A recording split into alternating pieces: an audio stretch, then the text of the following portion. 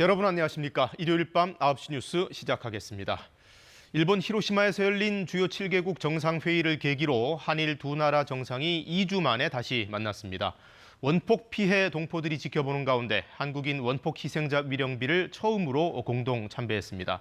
그러고 나서 정상회담이 진행됐는데 강제동원 같은 과거사 추가 언급이 따로 오가지는 않았습니다. 보도에 우한솔 기자입니다.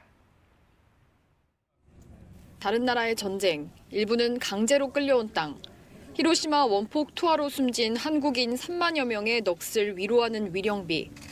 윤석열 대통령과 기시다 일본 총리가 하얀 꽃을 바쳤습니다. 이어진 20초간의 묵념.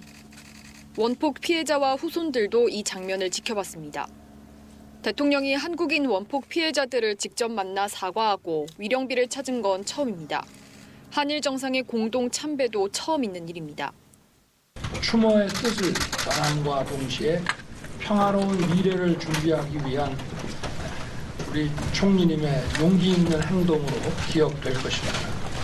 日韓両国の関係においてもまた世界の平和を祈る上においても大変重要なことであったと感じています。 과거사 문제 해결을 위해 한일 정상이 말이 아닌 실천을 한 것이라고 대통령실은 의미를 부여했습니다. 반일 혐한 감정으로 정치적 이익을 얻으려는 세력이 양국에 있지만 한일 국민들은 대부분 미래지향적 관계가 더 중요하다는 데 합의하고 있다고 했습니다. 위령비 참배 뒤 35분간 진행된 정상회담에선 북핵 미사일 위협에 대비한 한미일 간 공조 필요성을 재확인하고 정상 간 셔틀 외교를 이어가기로 했습니다. 그러나 이번 회담에선 강제 동원 등 과거사에 대한 추가적인 언급은 없었고 후쿠시마 오염수 한국 시찰단 관련 언급도 없었던 것으로 전해졌습니다. 위령비 공동 참배에 대해 국민의힘은 한일 양국의 발전적 미래를 위한 의지를 천명했다고 평가한 반면 민주당은 일본 총리가 과거사를 인정하지 않는 만큼 알맹이 없는 참배라고 비판했습니다. KBS 뉴스 우한솔입니다.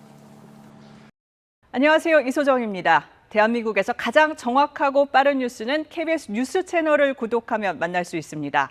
뉴스 제보는 언제 어디서든 카카오톡이나 KBS 앱으로 간단히 할 수 있습니다. 시청자와 함께 KBS 뉴스를 만들어갑니다. 감사합니다.